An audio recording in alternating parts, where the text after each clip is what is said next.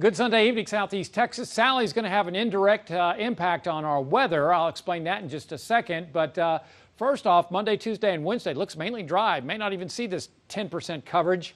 Otherwise, the rain chances start going up as we head towards Friday as a front passes through. After the frontal passage, next weekend looks pretty good across Southeast Texas. Futurecast showing evening showers and thunder showers across Southeast Texas should be ending by roughly 8, 9, 10 o'clock this evening.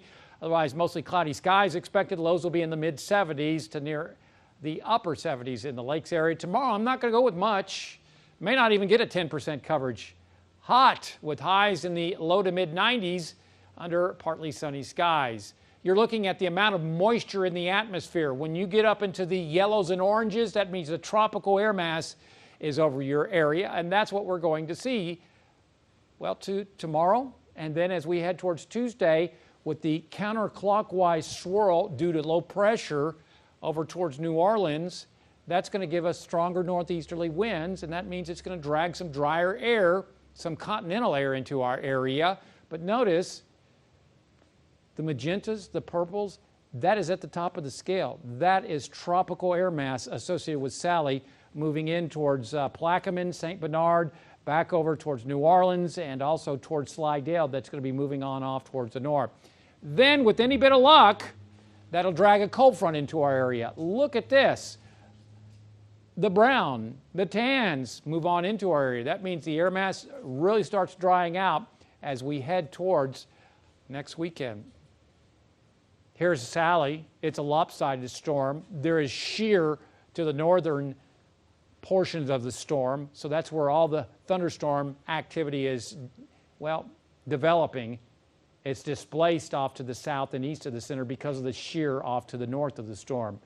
We think that this is going to have a good chance of making a run at hurricane status, hopefully just a minimal hurricane, but just because you have a minimal hurricane does not mean you have issues other than that. And I think storm surge and also a very heavy rainfall are going to be issues out of this storm. Hurricane warnings in effect from Morgan City over into southern Mississippi.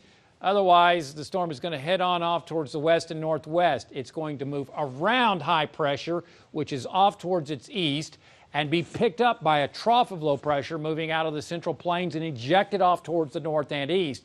As you can see, well to our east, Southeast Texas is not within the cone of uncertainty, and this could be a Cat 1, possibly a Cat 2 at landfall. High certainty that this is going to be off towards our east at this point. Rainfall, wow, 20 inches, very possible. Storm surge over towards upper Plaquemine, St. Bernard, could see 9 to 11 feet there. That's not all. We're done with Sally. Now we're going to go on to this little weak area of low pressure. It's headed southwestwards, away from us. I think we'll be in good shape with that. In the far eastern Atlantic, also watching, let's see, I think we can have Teddy, Vicky. This could become Vicky as it heads northwest, and that could be Wilfred. Yeah, we're almost done with the names in the season. There's Paulette heading off to sea as a strong Cat 3. There is Renee going to be dissipating. Sally in the northeastern Gulf of Mexico, and this is Tropical Depression 20 that will probably be Teddy as it heads towards the northwest as a powerful Cat 3. Right now, I think we're in good shape here in Southeast Texas. The tropics are crazy busy right now. We're either tracking or monitoring 7 individual systems across the Atlantic basin at this time. Historic as we end the alphabet. On the Gulf of Mexico, looking at choppy seas, around 2 to 4 feet in your coastal marine forecast, a northeast wind at 10 to 15 knots. Water temperature is 87 degrees. Our forecast 20 to 30% coverage of evening showers and thunder showers through about 8, maybe 9 p.m. A north to northeast wind expected. Low temperatures be likely to be into the middle 70s. Then for your Monday, maybe a 10% coverage. I think we may not even see that. High temperatures low to mid-90s, a breezy north to northeast wind. Extended forecast, green bar days right on through Wednesday.